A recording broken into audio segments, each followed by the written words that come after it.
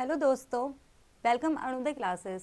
मैं आपका अरुणोदय क्लासेस में स्वागत करती हूँ। मेरा नाम है मीनाक्षी और आज हम हिंदी का प्रैक्टिस सेट करने वाले हैं। हिंदी आपकी एक ऐसा कॉमन सब्जेक्ट है जो आपका सभी कंपटीशन एग्जाम में आती है। ठीक है, तो आप क्लासेस तो ले रहे होंगे हिंदी की, तो आज हम करने वाले हैं हिंदी का प्रैक्टिस सेट। ठीक है, तो बिग सी स्माइल लेकर अपने फेस पर आज की क्लास स्टार्ट करते हैं। ठीक है, और अगर क्लास आपको पसंद आती है तो प्लीज़ इस सेशन को ज़्यादा से ज़्यादा शेयर करना, लाइक करना और चैनल को सब्सक्राइब जरूर करना है। ठीक है, तो आज बात कर लेते हैं फर्स्ट क्वेश्चन की। फर्स्ट क्वेश्चन है कि निम्न में से तत्सम शब्द है। क्या है? तत्सम शब्द। पहले बात कर लेते हैं तत्सम शब्द होता क्या है। तो तत्सम शब्द वो शब्द होते हैं जो संस्कृत से एजेटिक यानी कि ज्यों के त्यों आकर हिंदी में उपयोग किए जाते हैं। वो शब्द जो संस्कृत के होते हैं लेकिन उन्हें हिंदी में ऐसे ही उपयोग किया जाता है। ठीक है, उसे हम तत्सम शब्द कहते हैं। तो हमारा फर्स्ट ऑप्शन है लौंग। ठीक है, लौंग को आप देखते होंगे कि हमारी आम भाषा में बोला ही जाता है। ठीक है, इसे कोई संस्कृत वर्ड तो नहीं ढूंढा जाता। ठीक है, हमें क्या ढूंढना है? इसका संस्कृत वर्ड ढूंढना है क्योंकि ये हिंदी का वर्ड है। बहन, बहन को बहन ही कहा जाता है। फिर आता है सी हमारा पृष्ठ, पृष्ठ। ठीक है, और फिर डी आता है हमारा जवान, जवान को जवान ही कहा जाता है या यौवन कहा जाता है। ठीक है, तो हमारा जो इसमें राइट आंसर है वो है हमारा सी। सी कैसे? पृष्ठ। जो पृष्ठ है उसे कहा जाता है तद्भव में पन्ना, पन्ना यानी कि पेज।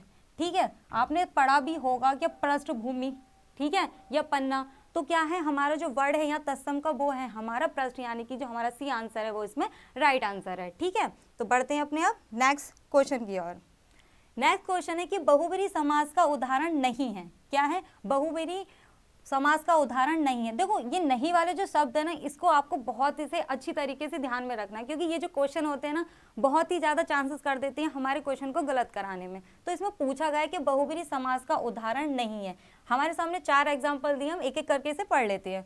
फर्स्ट है हमारा पंसेरी। मैं इनका अर्थ बता देती हूँ। पंसेरी का मतलब होता है 5 सेर तोल। क्या होता है? 5 सेर तोल इसका मीनिंग होता है। फिर आता है बारहसिंगा। बारहसिंग होता है यानी कि 12 सिंह वाला। कुसुम, कुसुमायुध। कुसुमायुध जो है वो आपका कामदेव का पर्यायवाची है। क्या है? कामदेव का आपका पर्यायवाची शब्द है। क्या है? कुसुमादेव। फिर आता है दीर्घ बाहु। दीर्घ बाहु यानी कि लंबी बाहों वाला। क्या है? लंबी बाहों वाला यानी कि विष्णु। ठीक है, तो हमसे पूछा गया है बहुब्रीहि, और बहुब्रीहि में बता देती हूँ आपको क्या होता है। बहुब्रीहि का जो प्रथम पद होता है वो प्रधान होता है और जो उत्तर पद होता है वो उसका होता है गौण। ठीक है, तो प्रथम पद इसमें प्रधान होता है और इनके 2 शब्दों से मिलकर एक ऐसा अर्थ प्रकट होता है जिसका एक अर्थ होता है, यानी कि तीसरा अर्थ भी निकालता है बहुब्रीहि आपका समास। ठीक है, तो हमारा इसमें मैंने आपको बता दिया। अब मैंने इसका बताया कि 5 सेर वाला। क्या है? 5 सेर यानी कि 5 सेर तोल वाला, 5 सेर तोल। तो इसमें आप नोटिस कर सकते हैं स्टूडेंट के 5 आ रहा है, तो 5 आता है आपका द्विगु समास में। किस में आता है? द्विगु समास में। और ये 12 सिंह में क्या हो गया? 12 सिंह वाला, ये तीसरा अर्थ प्रकट कर रहा है। सी आ गया कुसुमादेव यानी कि ये पर्यायवाची है कामदेव का, और दीर्घ बाहु यानी कि लंबी भुजाओं वाला यानी कि विष्णु। तो आपका जो राइट आंसर हो जा रहा है वो हो रहा है आपका फर्स्ट। आपको पता ही चल रहा है इसमें 5 सेर आ रहा है, तो 5 सेर है वो तो तोल से मतलब हो गया। बहुब्रीहि समास से क्या मतलब हो गया? तो ये हो गया आपका द्विगु समास। ठीक है, तो आपका राइट आंसर हो गया इसमें ए। तो बढ़ते हैं अपने अब नेक्स्ट क्वेश्चन की ओर।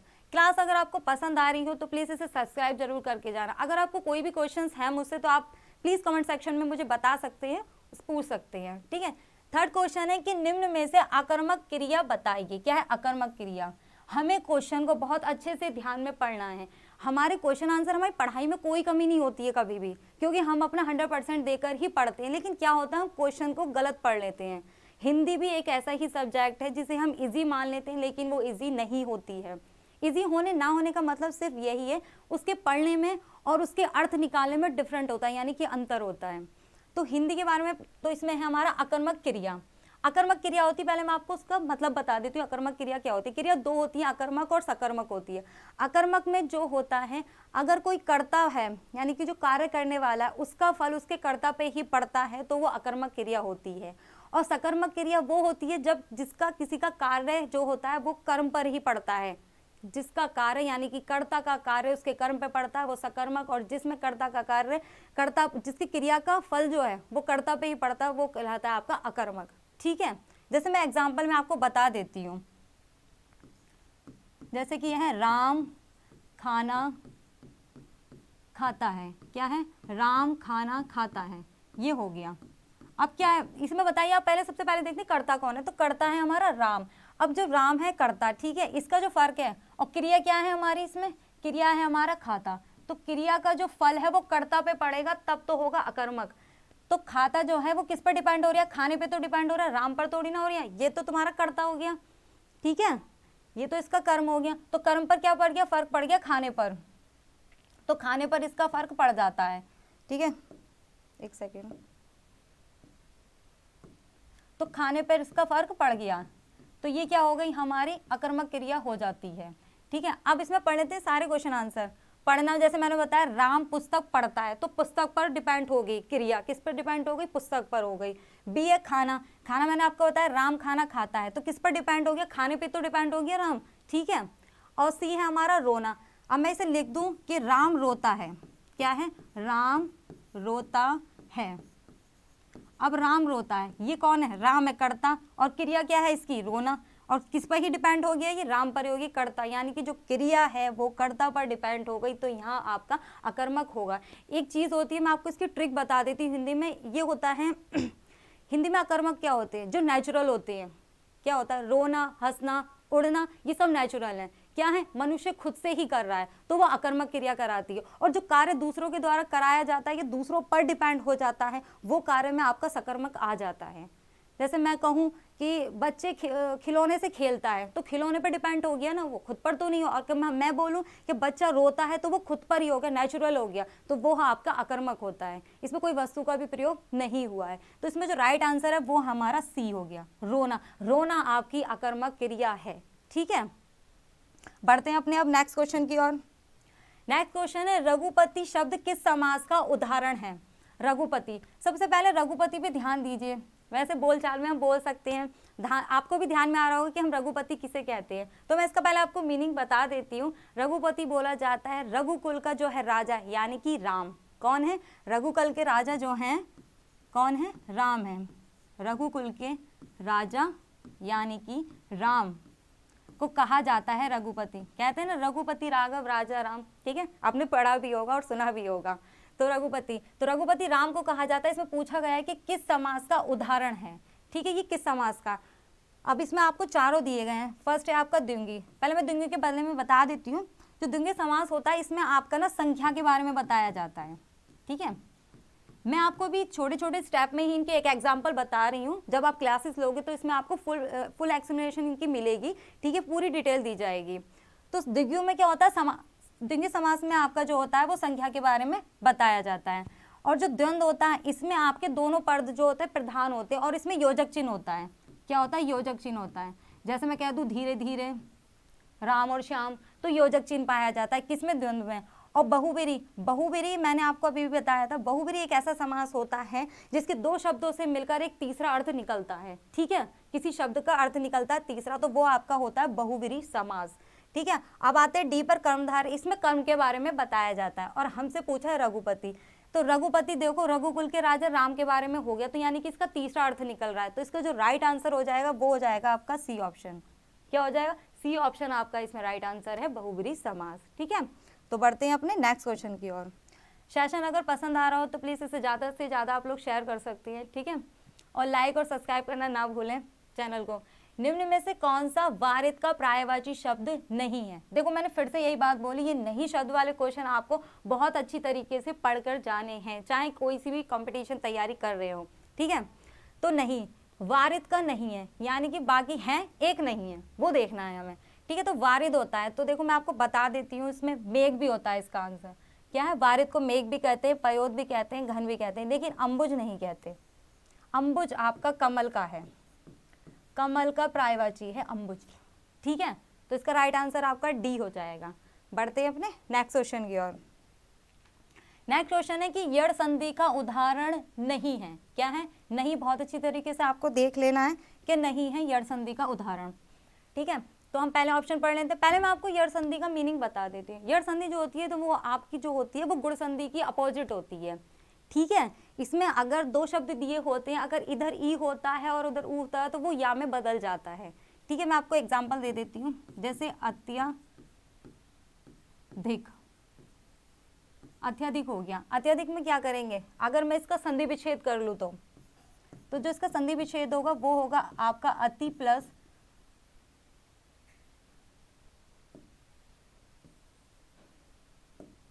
इसका हो जाएगा आपका अति प्लस अधिक। क्या हो जाएगा? अति प्लस अधिक। एक एग्जाम्पल से मैं आपको समझा दूंगी अच्छी तरीके। देखो इसमें आ गया ई और इधर आ गया आ। अगर ई प्लस आ बन जाता है तो वो आपका या का रूप ले लेता है। ये यड़ संधि के रूल हैं। यड़ संधि के सिर्फ 3 ही रूल होंगे, मैं आपको बता देती हूँ। ऐसे भी याद कर सकते हैं ट्रिक से, या वा रा ला। या वारा से याद कर लोगे ना तो ये तीनों ही चीज इसमें यूज होती हैं। ठीक है, तो ई प्लस आ बनकर आपका या बन जाता है। ठीक है, इसमें पूछा गया है। और एक और है इसका रूल, आपको बता देती हूँ मैं। और एक वा बनता है आपका, अगर आपका इधर ई है इधर वा है तब आपका ऊ बन जाता है। अब मैं आपको बता देती हूँ इसमें राइट आंसर क्या है। ए है आपका स्वाल्प। अगर सु प्लस अल्प कर दूं मैं, इसका सु प्लस अल्प हो रहा है तो यहाँ ऊ आ रहा है, यहाँ आ रहा है। ठीक है, यहाँ ऊ आ रहा है और यहाँ आ रहा है, ये तो उल्टा हो जाएगा। फिर आता है आपका स्वच्छ, इसमें भी सु प्लस अच हो जाएगा। सु प्लस आगत, ये तो आपने पढ़ा ही होगा। इसका जो राइट आंसर है वो है आपका डी ऑप्शन। क्या है? डी ऑप्शन इसका राइट आंसर है कि सु प्लस आग, ये अंग बना लो तो ये कोई अर्थ नहीं बन रहा है इसका, यड़ संधि की रिकॉर्डिंग। ठीक है, तो इसका जो राइट आंसर है वो है आपका डी ऑप्शन। अब बढ़ते हैं अपने नेक्स्ट क्वेश्चन की ओर। नेक्स्ट क्वेश्चन है कि किस शब्द में विसर्ग संधि नहीं है? क्या नहीं है? विसर्ग संधि। तो सबसे पहले पढ़ लेते हैं कि विसर्ग संधि होती क्या है। विसर्ग संधि वो होती है जो विसर्ग होते हैं वो स्वर और व्यंजन के मेल से जो विकार उत्पन्न करते हैं उसे हम विसर्ग संधि कहते हैं। ठीक है, विसर्ग संधि में आपने देखा होगा अधिकतर ये बिंदी आती है ना, देखा तो सभी नहीं होगा, तो इन्हीं की रिकॉर्डिंग में इसे आपको समझाती हूँ। तो सबसे पहला इसमें कहा कि किस शब्द में विसर्ग संधि नहीं है। नहीं का बहुत अच्छे से ध्यान रखना है, नहीं पूछा है तो नहीं का हम अच्छे तरीके से ध्यान रखेंगे। तो सबसे पहला आता है ए यानी कि अनुस्वार। तो मैं इसके पहले आपको संधि विच्छेद करके बता देती हूँ। तो अनु प्लस स्वार, ठीक है, ये बन रहा है इसका। और बी है हमारा मनोकूल, तो इसका जो संधि विच्छेद होगा वो होगा आपका मन प्लस अनुकूल।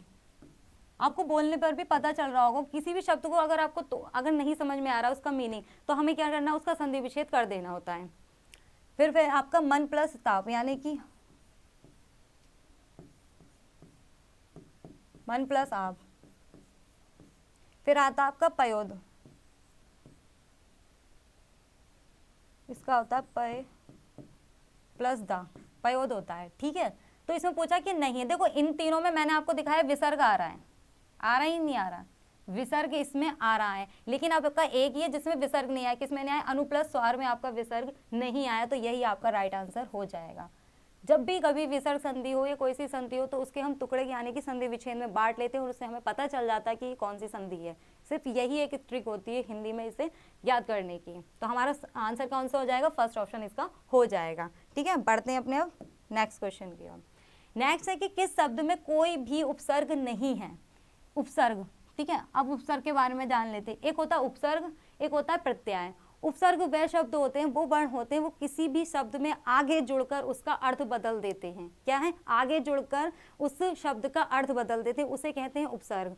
और एक होता है प्रत्यय। प्रत्यय होता है वो किसी भी शब्द के पीछे की साइड में जुड़कर यानी कि पीछे जुड़कर उसका अर्थ बदल देते हैं, तो वो होता है आपका प्रत्यय। तो इन्होंने हमसे क्या पूछा? उपसर्ग पूछा है। ठीक है, तो पढ़ लेते हैं। सबसे पहले पहला क्या है? असुरक्षित। देखो वैसे अगर मैं इसे आ को अलग कर दूं तो सुरक्षित निकल रहा है, ये भी अर्थपूर्ण है। ठीक है, तो आ हो जाएगा इसका उपसर्ग। फिर आता है अप्रत्याशित में प्रत्याशित अलग हो जाता है और आ अलग हो रहा है। क्या है? आ जुड़कर अप्रत्याशित हो गया, वैसे प्रत्याशित है इसका वर्ड। फिर आता है थर्ड आपका स्वागत, तो इसको हम तोड़ लेते हैं सु प्लस आगत। आपने उसमें पढ़ा होगा संधि में, गुण संधि में, तो सु प्लस आगत हो गया। ठीक है, इसमें भी सा जुड़ा हुआ है। लेकिन ये आता है स्वार्थ। स्वार्थ में आपका कोई भी अर्थ नहीं निकलता है और ना ही कोई उपसर्ग जुड़ा हुआ है। स्वार्थ को स्वार्थ ही कहते हैं। अब मैं सु प्लस अर्थ कर दूं तो इसका कोई मतलब नहीं बनना, क्योंकि स्वार्थ भी आपका एक शब्द है। संधि विच्छेद भी जब ही किए जाते हैं जिनका कोई अर्थ निकलता है दोनों साइडों में। ठीक है, तो इसका मतलब ये नहीं होता हम किसी भी वर्ड को तोड़ दें। तो क्या होता है? स्वार्थ हमारा इसका राइट आंसर हो जाएगा, क्योंकि हमसे नहीं पूछा है। क्या है? उपसर्ग नहीं है, तो हमारा राइट आंसर क्या हो जाएगा? डी हो जाएगा। ठीक है, अब बढ़ते हैं नेक्स्ट क्वेश्चन। नेक्स्ट क्वेश्चन है कि अधि उपसर्ग से बना शब्द नहीं है। देखो उपसर्ग मैंने आपको बता दिए थे क्या होते हैं, जो किसी भी शब्द के आगे जुड़ जाते हैं तो उसका अर्थ बदल जाता है। तो इसमें अधि शब्द से कौन सा शब्द नहीं बना हुआ है? ठीक है, तो सबसे पहले आपका अध्यापन। तो जो यह है आपका, इसे तोड़ के बता देती हूँ। अधि प्लस आपन, क्या है, अधि प्लस आपन है। सेकेंड है अध्यवसाय, क्या है, अधि प्लस व्यवसाय, अधि व्यवसाय हो गया। फिर थर्ड है आपका अधीर, आ प्लस धीर, ठीक है। डी है हमारा अध्यादेश, यानी कि अधि प्लस आदेश, अधि प्लस आदेश, ठीक है। तो आप देख सकते हैं कि हमसे पूछा अधि का उपसर्ग, देखो इसमें भी निकल रहा है, इसमें भी निकल रहा है, इसमें भी निकल रहा है, लेकिन जो हमारा तीसरा ऑप्शन है अधीर, इसमें जो उपसर्ग निकल रहा है वो निकल रहा है आ, और हमसे पूछा गया है अधि का, तो यही हमारा राइट आंसर हो जाएगा। गलत है इसलिए सही हो गया है, क्यों, क्योंकि हमसे पूछा ही गलत है कि शब्द नहीं है, जो नहीं बन रहा है, तो वो क्या है, हमारा राइट आंसर सी है। क्लास अगर आपको पसंद आ रही हो तो प्लीज़ इसे ज़्यादा से ज़्यादा शेयर कीजिए, लाइक कीजिए चैनल को भी, और ज़्यादा से ज़्यादा इसको सब्सक्राइब कीजिए, ठीक है। बढ़ते हैं अपने नेक्स्ट क्वेश्चन की ओर। नेक्स्ट है कि निरपराध में प्रयुक्त उपसर्ग है। निरपराध, देखो निरपराध का पहले मीनिंग ही पता होगा सबको। निरपराध यानी कि जिसने कोई अपराध ना किया हो, एक तो होता है अपराध और एक होता है निरपराध, जिसने कोई अपराध ना किया हो, ठीक है। तो इसमें पूछा है उपसर्ग, अभी मैंने उपसर्ग ही आपको बताया था। देखो इससे निरपराध है, अगर मैं इसमें से निर हटा दूं तो अपराध निकल आएगा, यही तो होगा इसका। अगर इसे संधि विच्छेद करा जाए तो निर प्लस अपराध हो जाएगा, निरपराध। तो देखो साफ साफ दिख रहा है निर है इसका उपसर्ग। किसी भी शब्द का अर्थ निकालने के लिए उसे दो भागों में तोड़ लिया जाता है और उसका अर्थ हमें पता चल जाता है, ठीक है। तो ये हो गया निर प्लस अपराध। तो इसका जो हमारा प्रयुक्त उपसर्ग है वो कौन सा हो जाएगा, देखिए कहाँ पर है निर, तो हमारे सी ऑप्शन में है हमारा निर, क्या है, निर है हमारा सी ऑप्शन में, ठीक है। तो निरपराध इसका, यानी कि इसका जो सी ऑप्शन है वो इसका राइट आंसर हो जाएगा, ठीक है। बढ़ते हैं अपने नेक्स्ट क्वेश्चन की ओर।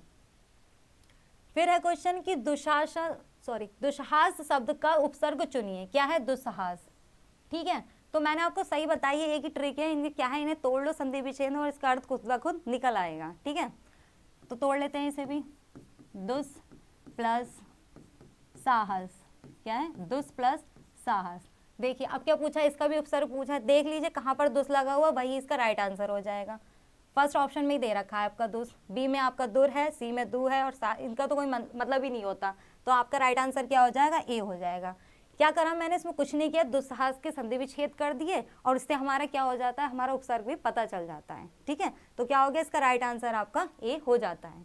अब बढ़ते हैं अपने नेक्स्ट क्वेश्चन की ओर। नेक्स्ट क्वेश्चन है कि जगन्नाथ किस संधि का उदाहरण है। देखो संधि जो होती है वो हमारी तीन ही होती हैं, ठीक है, तीन में ही अलग अलग डिवाइडेड होती हैं, एक व्यंजन होती है, विसर्ग होती है और स्वर होती है। तो आपको इसी में से देखकर बताना है कि क्या है। पहले मैंने आपको बताया, एक ही ट्रिक बताई हिंदी में कि आपको इसका संधि विच्छेद कर देना है अगर ऐसे शब्द आपके सामने लाए जाते हैं। तो देखो जगन्नाथ का जो संधि विच्छेद होता है वो होता है आपका जगत प्लस नाथ, क्या होता है, जगन्नाथ इसका संधि विच्छेद होता है, ठीक है। अब आप सोच रहे होंगे यहाँ पे तो डबल नाथ है, मैंने ता कहाँ से लगा दिया। तो आपकी एक संधि है जिसमें एक रूल है कि जो इसका पहला वर्ड जो पहला वर्ड होता है वो पंचम वर्ड में बदल जाता है, पंचम वर्ड जो पहले वर्ड में बदल जाता है। तो उसी के रूप में मैंने क्या करा है, जो आपका ना है उसे ता में बदल दिया है, क्या है, ना को ता में बदल दिया है और जगन्नाथ हो गया इसकी संधि विच्छेद। तो मैं बता दूं इसका जो राइट आंसर है वो है आपका व्यंजन संधि। व्यंजन संधि में ऐसा होता है कि पहले वर्ड को पंचम वर्ड में बदल दिया जाता है, ठीक है। तो इसका क्या है, संधि विच्छेद जगत प्लस नाथ है। देखो इससे आपके दो क्वेश्चन तैयार हो रहे हैं। अगर आपसे जगन्नाथ का संधि विच्छेद पूछा जाता है तब भी आप क्या करोगे, जगत प्लस नाथ हो जाएगा, और अगर आपसे इसका संधि पूछी जाती है यानी कि कौन सी है ये, तो ये व्यंजन संधि है इसका राइट आंसर, ठीक है। तो बढ़ते हैं अपने अब नेक्स्ट क्वेश्चन की ओर। नेक्स्ट क्वेश्चन है कि मोर का तत्सम शब्द होगा, यानी कि मोर का तत्सम। तत्सम मैंने अभी आपको बताया था, क्या बताया था, कि जो शब्द संस्कृत से उठकर ज्यों के त्यों हिंदी में उपयोग किए जाते हैं उन्हें हम तत्सम कहते हैं, ठीक है। तो अब पढ़ लेते हैं पहले अपने चारों ऑप्शंस को। ये लिखा मयूर, ये मयूर लिखा है, मोयूर लिखा है और मऊर लिखा है। तो आपको सभी को पता है जो इसका राइट आंसर हो जाएगा वो बी हो जाएगा, क्योंकि ये तो लिखे ही गलत है, क्या है, इनके जो शब्द है वो ही अर्थ नहीं है इनका, ये गलत ही लिखे हुए। तो राइट आंसर हमारा क्या हो जाएगा, मयूर। मयूर को मोर को संस्कृत में मयूर कहा जाता है, वैसे मोर कहा जाता है, ठीक है। तो ये तो बहुत इजी क्वेश्चन था। बढ़ते हैं अपने नेक्स्ट क्वेश्चन की ओर। नेक्स्ट क्वेश्चन है अभिशाप शब्द में उपसर्ग चुनिए, क्या है, अभिशाप। देखो अभिशाप में उपसर्ग, अभी उपसर्ग के बारे में मैंने अच्छे से बताया है। तो आपका इसमें अगर मैं अभी अलग कर दूं, संधि विच्छेद कर लेते हैं, क्या है, अभी प्लस शाप, ठीक है।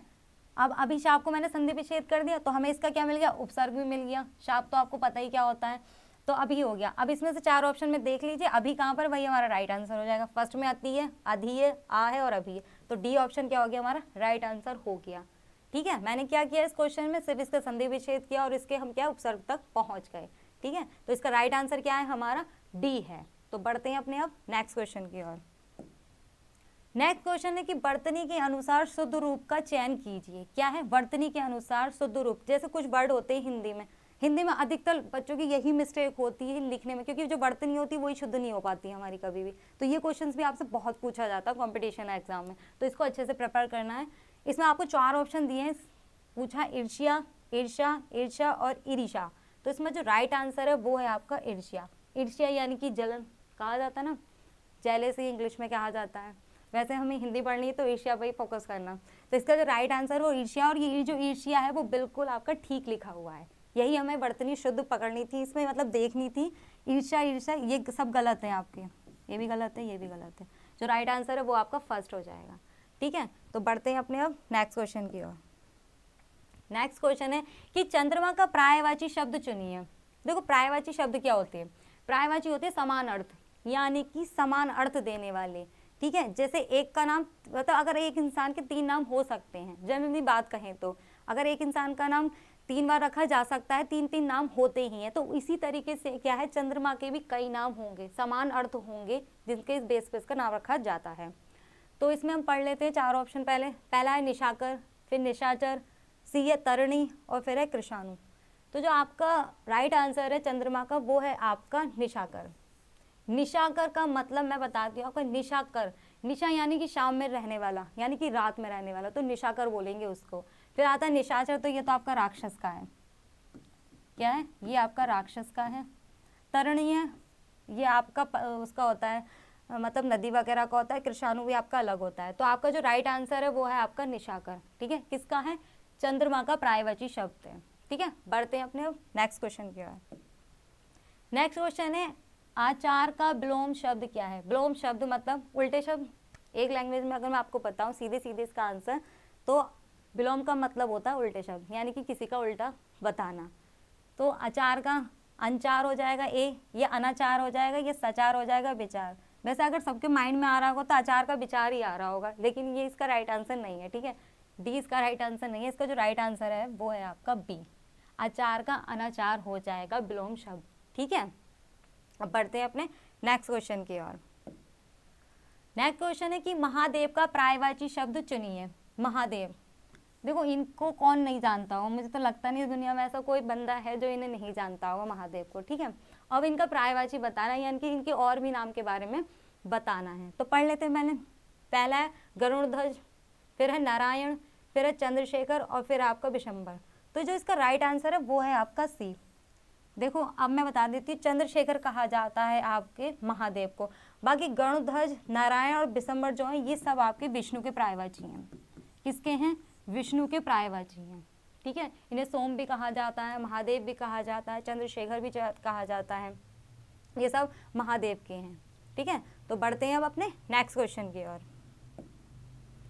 नेक्स्ट क्वेश्चन है यथाशीघ्र शब्द का समास बताइए। ठीक है, क्या है यथाशीघ्र। यथाशीघ्र का अर्थ मैं आपको बता देती हूँ, जल्दी जल्दी चलने वाला, यानी कि शीघ्र चलने वाला कहा जाता है यथाशीघ्र को। ठीक है, और इसका समास हमें बताना है ये किस में आता है। तो सबसे पहला दे रखा है आपका अवयवी भाव, फिर आपका द्वंद्व, फिर आपका कर्मधारय, फिर आपका तत्पुरुष। तो द्वंद्व में मैंने अभी आपको पीछे बताया था कि योजक चिन्ह लगे हुए होते हैं। क्या होता है, योजक चिन्ह लगे हुए होते हैं। कर्मधारय में कर्म से रिलेटेड होता है। देखो धीरे धीरे चलना ये है इसका मीनिंग। तो धीरे धीरे चलने में कोई कर्म तो लग नहीं रहा उसका, कोई भी चले चाहे धीरे धीरे, तो वो तो यथाशीघ्र हो गया। तत्पुरुष है, इसमें आपके बहुत सारे होते हैं पार्ट इसमें, लेकिन इसमें आपको सिर्फ एक वर्ड दिया हुआ है, तो हमें उसी का मीनिंग निकालना है। तो ये आपका जो राइट आंसर है ना इसमें वो है आपका अवयवी भाव। अवयवी भाव में क्या होता है आपका इसका जो पहला पद जो होता है प्रधान होता है, मैंने अभी बताया भी था शायद। ठीक है, और दूसरा पद जो होता है ना उसका उत्तर जो होता है, जो दूसरा पद होता है इसका वो गौण होता है। तो यथाशीघ्र, यथाशक्ति, अगर ऐसे वर्ड आपको दिखते हैं ना तो वो किसके एग्जाम्पल है, सारे आपके अवयवी भाव के होंगे। यथा लगना होना चाहिए उसमें, शक्ति हो, दीर्घ हो, कुछ भी हो, ठीक है। तो आपका राइट आंसर क्या हो जाता है इसमें, ए हो जाता है अवयवी भाव। अब बढ़ते हैं अपने नेक्स्ट क्वेश्चन की ओर। नेक्स्ट क्वेश्चन है कि महात्मा गांधी में अमूल्य गुण थे। इस वाक्य में अमूल्य शब्द, देखो अमूल्य, हमें अमूल्य पे फोकस करना है कि महात्मा गांधी में अमूल्य गुण थे। देखो गुण से भी पता चल रहा है इनके गुण के बारे में बता रहे हैं। तो एक हिंदी में एक डेफिनेशन यानी कि एक परिभाषा है जिसमें कहा जाता है कि जिस शब्द में संज्ञा और सर्वनाम की विशेषता बताई जाती है उसे विशेषण कहते हैं। क्या है एक डेफिनेशन, कि जिन शब्दों में किसी संज्ञा या सर्वनाम की विशेषता बताई जाती है उसे विशेषण कहते हैं। देखो मैं बताती हूँ संज्ञा कहाँ है इसमें, महात्मा गांधी हो गए, ये संज्ञा हो गए, ठीक है। और ये विशेषता किसकी बता रहे हैं, इन्हीं की बता रहे हैं। तो इसमें विशेषता क्या है, महात्मा गांधी में अमूल्य गुण थे, तो अमूल्य है, तो अमूल्य जो है इनके गुण तो क्वालिटी तो बताई जा रही है, इनकी विशेषता ही तो बताई जा रही है किनकी, महात्मा गांधी जी की। तो इसमें जो राइट आंसर हो जाएगा वो हो जाएगा हमारा विशेषण, क्योंकि क्या है इसमें महात्मा गांधी जी की क्वालिटी यानी कि गुण के बारे में बताया जा रहा है और यही विशेषण का रूप कहता है। आपका बी ऑप्शन है संज्ञा। देखो संज्ञा मैंने बता दी महात्मा गांधी है। सर्वनाम है, सर्वनाम में इसमें क्या है, कोई भी नहीं दे रखा है। क्रिया, क्रिया इसमें कोई काम थोड़ी ना बताया जो हम इसमें क्रिया बताएंगे, तो हमें क्या बतानी, विशेषता बतानी थी। तो अमूल्य, अमूल्य क्या है इसमें, विशेषण है, ठीक है। बढ़ते हैं अपने नेक्स्ट क्वेश्चन की ओर। निम्न में से योग ऋण शब्द चुनिए। क्या है, योग ऋण शब्द चुनिए। तो पहले ये जान लेते हैं योग ऋण क्या होता है। देखो योग ऋण शब्द वो होता है आपका, दो शब्द दे रखे होते हैं, दो शब्दों को मिलाकर एक तीसरा अर्थ जब प्रकट होता है तो उसे योग ऋण शब्द कहा जाता है, ठीक है। योग ऋण तो पढ़ लेते, पहला क्या है, पील। देखो इसमें दो शब्द जोड़ूंगी तो मैं क्या जोड़ सकती हूँ, पी प्लस ला, ये कोई अर्थ थोड़ी ना दे रहे हैं। फिर आता है चक्र प्लस पानी, चक्र प्लस पानी, देखो चक्र भी होता है और पानी भी होता है, ठीक है। और फिर आता है दूध वाला, दूध प्लस वाला, चलो दूध का तो मीनिंग है, वाला का क्या मीनिंग है, वाला थोड़ी है, वाला है, इसका तो कोई मीनिंग हो ही नहीं सकता। फिर आता है नैन, नैन को कितने तोड़ोगे, नैन प्लस नैन, तो कोई भी अर्थ निकल रहा है। तो जो हमारा बी ऑप्शन है ना चक्रपाणी, चक्र यानी कि चक्र को धारण करने वाला विष्णु, इन दो शब्दों से मिलकर हमारा तीसरा शब्द यानी कि एक अर्थ प्रकट हो रहा है जो एग्जिट मतलब कि जो है क्या है, विष्णु है, ठीक है। उन्हें क्या कहा जाता है, चक्रपाणी, चक्र को धारण करने वाला विष्णु। तो इसमें क्या हो गया, योग ऋण शब्द जो है वो हमारा चक्रपाणी है। इसके दोनों शब्दों से मिलकर एक तीसरा शब्द यानी कि एक अर्थ बन रहा है और दोनों का ही अर्थ है, ठीक है, दोनों का ही अर्थ है, चक्र का भी है और पानी का भी है, यही योग ऋण शब्द हमारे कहलाते हैं। अब बढ़ते हैं अपने नेक्स्ट क्वेश्चन की ओर। क्लास पसंद आ रही हो तो प्लीज़ इस सेशन को आप ज़्यादा से ज़्यादा शेयर कीजिए, ठीक है, और चैनल को जरूर सब्सक्राइब कीजिए। निम्नलिखित वाक्यों में क्रिया विशेषण युक्त वाक्य कौन सा है, ठीक है। इसमें पूछा क्रिया विशेषण पूछा है। देखो इसमें रेड लाइन इसलिए कराई गई है, हमें फोकस करना है कि क्वेश्चन पूछा क्या गया है हमसे। हम क्वेश्चन कब गलत करते हैं, जब हम क्वेश्चन पढ़ने में मिस्टेक कर देते हैं। तो हमें क्वेश्चन हिंदी का हो, कोई से भी सब्जेक्ट का हो, अगर हम अच्छे से पढ़ लेते हैं ना तो क्या होता है, हमें समझ में आ जाता है कि क्वेश्चन हमसे पूछ क्या रहा है। तो इसमें पूछ रहा है कि निम्नलिखित वाक्य, जो वाक्य दे रखे हैं इसमें क्रिया विशेषण युक्त वाक्य कौन सा है जिसमें क्रिया विशेषण का यूज हुआ है। अब बात कर लेते क्रिया विशेषण क्या होती है। जो क्रिया की भी विशेषता बताते हैं उसे क्रिया विशेषण कहते हैं। क्या है, जो क्रिया की भी विशेषता बताते हैं क्रिया विशेषण कहते हैं। जैसे क्रिया हो गई, रीना खाना खाती है, खाना खाती है वो उसकी क्रिया है, क्या है। अब मैं बोल दूं कि रीना धीरे धीरे खाना खाती है कि जल्दी जल्दी खाना खाती है, तो वो उसकी विशेषता हो गई, क्या हो गई, विशेषता हो गई। जैसे कि कह दे रोहन तेज दौड़ता है, एक तो होता है सिंपल ये क्या, रोहन दौड़ता है, तो वो तो दौड़ना होगा, इसकी क्रिया हो गई। लेकिन क्या तेज दौड़ता है, तो किस पर जोर चला गया, तेज पर, यानी कि वो उसकी विशेषता बता रहा है कि जो उसकी क्वालिटी यानी कि उसकी एक जो विशेषता है क्या है, तेज दौड़ने की है, तो वो क्या कहलाती है, आपकी क्रिया विशेषण कहलाती है। अब हम पढ़ लेते हैं ऑप्शन, हमें पता तो चलिए क्रिया विशेषण क्या होता है।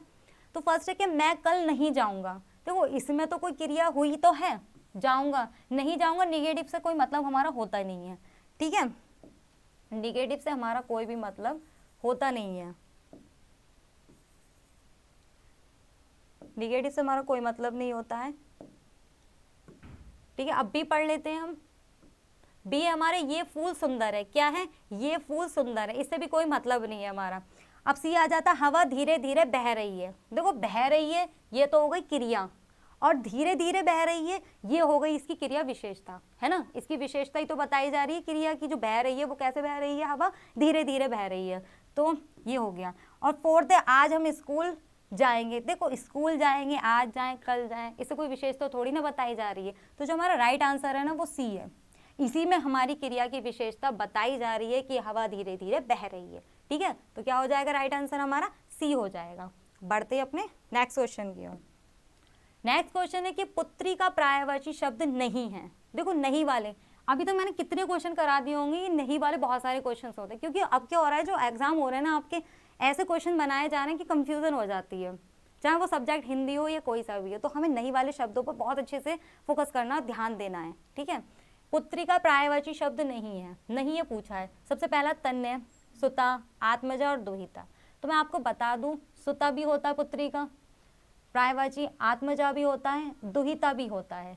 पर आपका जो फर्स्ट ऑप्शन है ना तन्या, ये आपका नहीं होता है पुत्री का पर्यायवाची, ये आपका पुत्र का पर्यायवाची है। किसका है? पुत्र का है। अगर हाँ इसी में ही तन्या, आ का डंडा हो जाता, तन्या होता है आपका पुत्री का पर्यायवाची। तो सिर्फ क्या है, एक आ के डंडे की वजह से क्या है, इसमें डिफरेंट हो गया है। तो आपका राइट आंसर क्या है इसमें? ए है। ए है आपका, क्योंकि इसमें पूछा क्या है कि पर्यायवाची नहीं है। ठीक है, तो आपका राइट आंसर इसमें ए हो गया है। पढ़ते अपने अब नेक्स्ट क्वेश्चन की ओर। नेक्स्ट क्वेश्चन है कि निम्नलिखित में से कौन कमल शब्द का पर्यायवाची नहीं है। फिर से देखो नहीं वाले क्वेश्चन आ गए। कमल का पर्यायवाची नहीं है। कमल के पर्यायवाची आप लोगों ने वैसे पढ़ ही रखे होंगे, फिर भी हम पढ़ लेते कौन कौन से दे रखे हैं इसमें। सरोज भी होता है, अरविंद भी होता है, पंकज भी होता है, लेकिन सलील नहीं होता। सलील किसका है? आपका जल का है। किसका है? जल का है। ठीक है, पंकज, सरोज, अरविंद, ये सारे क्या हैं? आपके कमल के पर्यायवाची शब्द हैं। और हमसे पूछा क्या नहीं है, तो सलील हमारा राइट आंसर हो जाएगा, जो किसमें दे रखा है? हमारे सी ऑप्शन में दे रखा है, क्योंकि हमसे इसमें कमल का पर्यायवाची नहीं है पूछा गया था। तो बढ़ते हैं अब अपने नेक्स्ट क्वेश्चन की ओर। निर्गुण का संधि विच्छेद होगा। क्या है? संधि विच्छेद। देखो अब तक तो संधि विच्छेद करके मैं आपको पढ़ाई रही थी, अभी क्या है इसमें संधि विच्छेद खुद पूछ लिया गया है। तो निर्गुण का संधि विच्छेद क्या होगा? इसमें दे रखा निर प्लस गुण। ठीक है, फिर दे रखा नी प्लस गुण, सी में दे रखा नी प्लस गुण, और फिर आता है आपका फोर्थ ऑप्शन यानी कि निर प्लस गुण। देखो इसमें तो आपकी मात्रा का डिफरेंट हो गया, बड़ी यू की मात्रा तो गलत हो गया ये।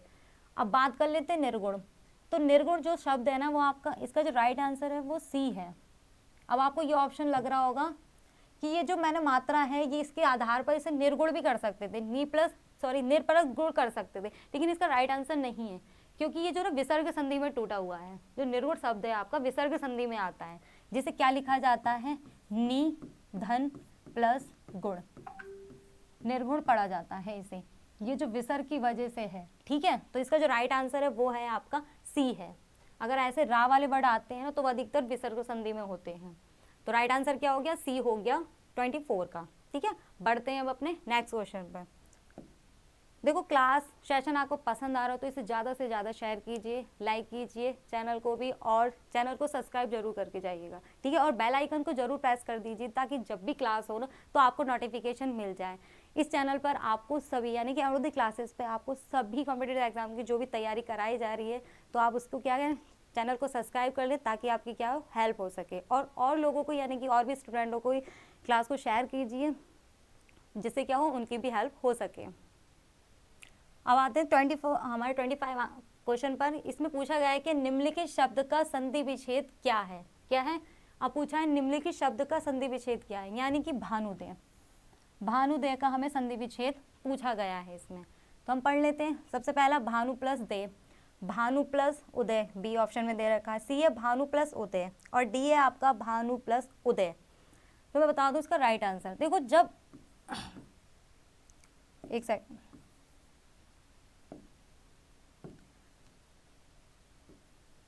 जब आपका छोटा ऊ प्लस छोटा ऊ मिलकर बड़ा ऊ बन जाता है, क्या बनता है? छोटा ऊ प्लस बड़ा, छोटा ऊ और छोटा ऊ मिलकर क्या बनता है? बड़ा ऊ बन जाता है। ये किसमें? दीर्घ संधि में आपका दिया हुआ है।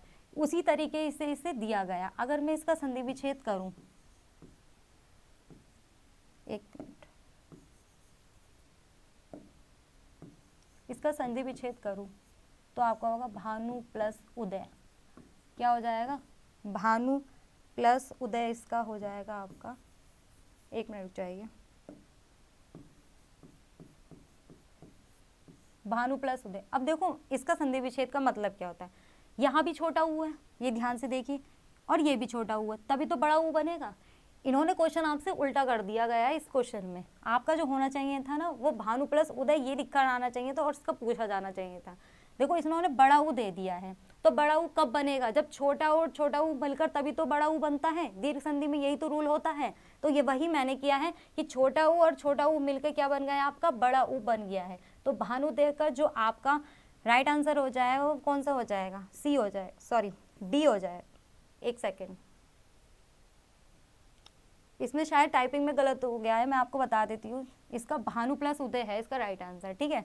आप बी कर लीजिए इसको, क्योंकि भानुदय खुद ही दे रखा था। तो इसका जो राइट आंसर हो जाएगा क्या है, छोटा और छोटा ऊ मिलकर बड़ा ऊ बन गया है, इसीलिए भानु प्लस उदय को हम भानुदय कहेंगे, ठीक है। तो इसका राइट आंसर आपका बी है। थोड़ी सी मिसप्रिंट थी, उसके लिए सॉरी।